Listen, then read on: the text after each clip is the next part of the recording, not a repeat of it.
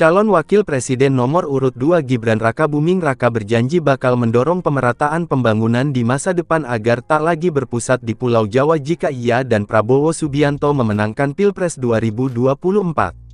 Pemerataan pembangunan sangat penting, yang tidak lagi Jawa sentris. Sehingga ke depan pemerataan pembangunan menjadi atensi kami ke depan, kata Gibran saat berkampanye di Gor Cendrawasih Apo, Kota Jayapura, Jumat, tanggal 26 Januari tahun 2024. Oleh sebab itu, menurut putra sulung Presiden Joko Widodo atau Jokowi ini mengatakan bahwa Provinsi Papua akan turut diperhatikan khusus, terutama dalam peningkatan sumber daya manusia SDM termasuk kualitas guru dan fasilitas kesehatan.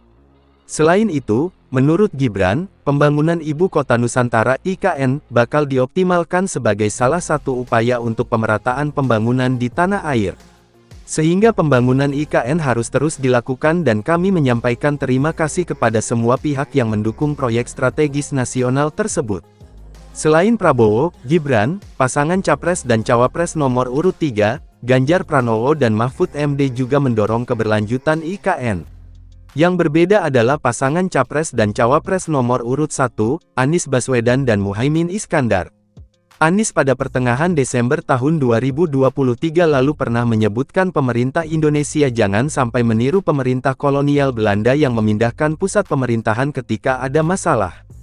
Kalau ada masalah jangan ditinggalkan, diselesaikan, kata Anies saat merespons pertanyaan Capres nomor urut 3 Ganjar Pranowo terkait rencana pemindahan ibu kota ke Ibu Kota Nusantara (IKN) dalam debat pertama Pilpres 2024 di halaman gedung KPU RI, Jakarta, Selasa malam, tanggal 12 Desember tahun 2023.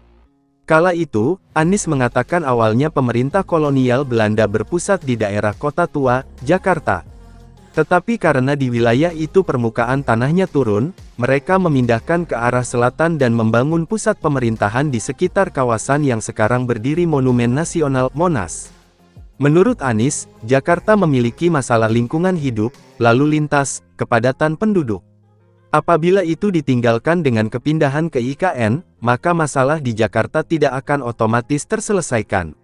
Adapun kontribusi kemacetan akibat ASN di Jakarta, kata Anies, hanya menyumbang 4-7%.